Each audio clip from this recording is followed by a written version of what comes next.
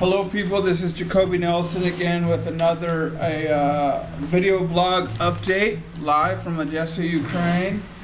And I gotta do this on video because man, time just keeps on moving. Another day goes by and still haven't got my blog worked on, still haven't got an update done. I'm like a week behind on when I usually do those monthly updates, and so I just got to get this out to you, so I'm kind of winging it. I got some ideas here of what I can share with you. A lot is going on actually. Let's see here. We have Sasha. Sasha's the guy I've been meeting with since before I took my trip to the U.S., building a support team. I was helping him with his English because he wants to pass an IELTS test so he can be an immigrant to Canada. And more recently, the more and more time we spent together, his real thoughts about God came out, and I noticed he was no longer coming to church. And he shared with me that he kind of wanted to believe, but it seemed fantastical.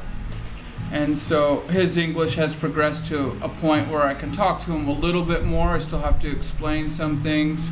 But we had some really great lengthy conversations. One time we had a 3-hour English lesson.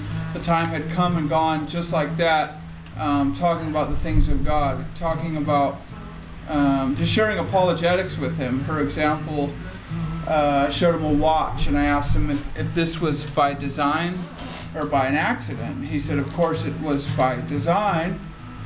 But I said, well, how can you know? Because there's no designer here. It's just a watch. And so then we looked at some different pictures of like of a flower and a bee and of the earth and of the human body. And when we looked at the human body, I said, is this an accident or design? And he said, I don't think it's an accident.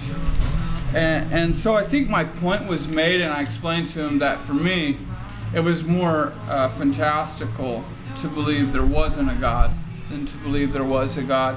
And then in another meeting we had, I explicitly, in 7 points, wrote the gospel out for him. So I know he's got that loud and clear, and so we're just continuing to pray that he would receive the Lord and not be fooled by the illusion that it's enough to just be a good guy. It's not enough. We have to be drawn to love God, serve God, and give our lives for God. So yeah, that's been going really good. And then the outreach with the homeless kids, we met with them for a second time. Actually, 3 times we've met with them now, because they came to a big picnic that we had with our English club. For the we had a 7th of July celebration picnic. For every Saturday we have an English club, and this last week, instead of having English club, we met for a picnic, and we had a really awesome turnout for that. And the homeless, they're not kids, actually they're young adults, ages 19 to 23 is kind of the range. It was interesting. One of those girls, she has no documentation to prove that she exists, so she can't have her child, who's been submitted into an orphanage by another attorney who is supposedly helping her out. But you know, we have to ask the question when working with these kids, is it really the best thing for her to have her baby, or is it better for the baby to be in an orphanage? Well, if you know anything about the orphanages in Ukraine, it's not a very pretty situation. And so coincidentally, I had gone to this big English outreach event thing here in Odessa and handed out flyers there for our English club, and some people had come. 2 of those people were a brother and sister, one of which is a Christian who does judicial work, and she knew exactly what to do to try to help this girl, and we connected them together, and so she's now going through the process of helping her out. We were able to give them some clothes, so if you're interested in the Socks in a Box ministry that we do, providing clean socks and underwear for the homeless people in Odessa, that has been given to us in boxes by people in the United States. They need clothes as well, very much so. One thing we noticed in our last meeting with them was that they had bugs in their hair. and they live underneath of a flat building. It's like a room in the ground, underground, and so they actually bring jugs of water down there to wash, and don't really have a way to refrigerate food. Whatever food they keep, it has to be already cooked. We've supplied them with meat before, like after we did a barbecue and things. A week and a half ago, we did a barbecue with them with hot dogs, and a friend of ours, Vadim, brought some really tasty shish kebabs, and was blessed to be able to share with them the story of Joseph from the Bible, and they really liked that. But we're just kind of wondering, how do we help them with the bugs, because it's not enough for them to just go wash their hair. They need to clean out their entire place, which they've actually invited me to come see. So we've made a tremendous amount of progress with these guys in just less than 3 weeks, and we're hoping to meet some more and get connected with others, some of which are their cousins, which are younger than them and need ministry and help in various ways as well. So God is blessing this ministry. Please pray for this outreach. We go out once a week, and we may end up going out more often so that we can find others and meet others and try to help them. I'll actually be networking and resourcing, talking to other people who have dealt with these kind of people in these situations, seeing what we can do to help them with the bugs, seeing what we can do to help them with a better water situation. And if you've studied these kind of people in Eastern Europe to any extent, I'll just tell you that rehabilitation is extremely difficult. I think that our goal isn't necessarily rehabilitation, but being friends to them, helping them practically however we can, being Christ to them, teaching them the Word, and inviting them to English Club even, and possibly in the future, if this vision of a recreation, education, outreach, and discipleship center comes into fruition, to teach them other classes as well, such as perhaps cooking, cleaning, how to do math and budget, how to read, how to speak in English, maybe hygiene classes, anything that we can do to help. We'd just like to have a center where we can have numbers of people coming through, rubbing shoulders with Christian people who want to serve them and help them. So, and then another thing we do here on Saturdays or Sundays, we invite people from English Club and from church and a sister church of ours to get together and play basketball. And then there's some basketball players, high school age, college age, maybe even late 20s, that show up in the neighborhood and play basketball. The basketball court it's pretty hideous, but it's good enough.